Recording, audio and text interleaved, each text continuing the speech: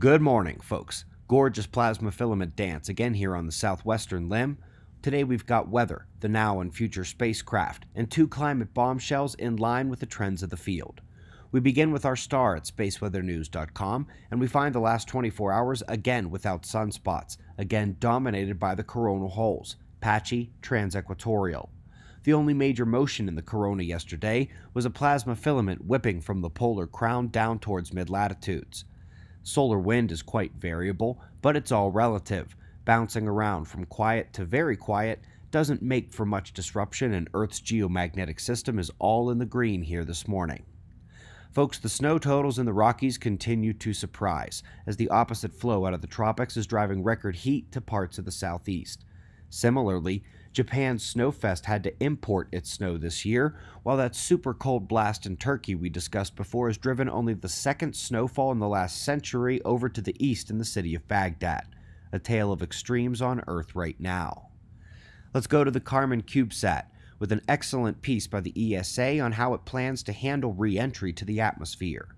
They are employing this cork feature on the diving nose of the craft, and most interestingly, this is its purpose: to be able to gather the most possible information about the plasma interactions during the re-entry process. Stepping up the spacecraft to the theoretical next, we've got the duo from Harvard back again, publishing on what they do best, and it's nice that they have begun to not just stick to the light sails, but the electric sails, those that can utilize the plasma of the cosmos.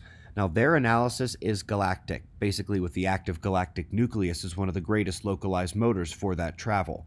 But if successful, there's no reason such a spacecraft couldn't ride the intergalactic medium cosmic web of filaments.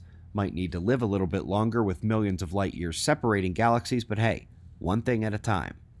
Top two stories begins with a look at the onset of the ice ages. They're finding that the slight variability to the onset and duration of the ice ages makes the Milankovitch cycles less likely of an explanation, and in fact means all the internal cycles pegged to it require a second look.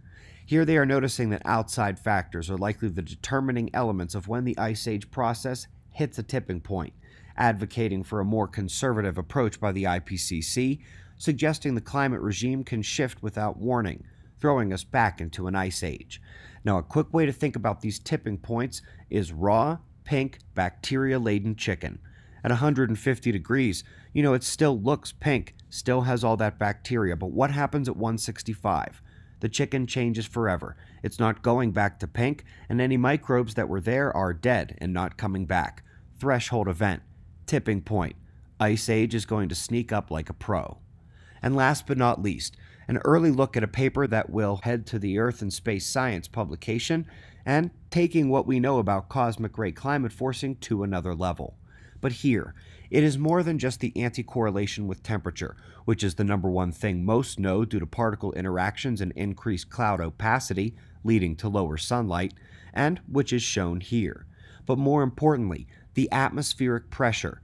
This is the new player in town in terms of cosmic ray bombardment in the peer-reviewed literature, and it perfectly matches the anti-correlation with the temperatures too.